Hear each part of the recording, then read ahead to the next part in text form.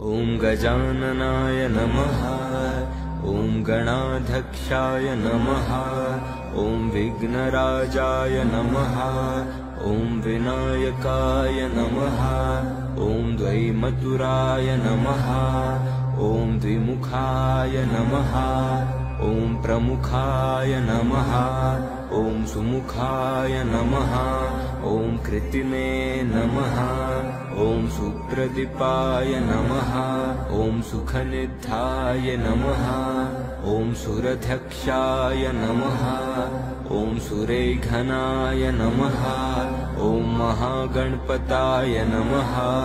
ॐ मन्याय नमः। ॐ महाकालाय नमः। ॐ महाबलाय नमः। ॐ हीराम्बाय नमः। ॐ लम्बजाथराय नमः।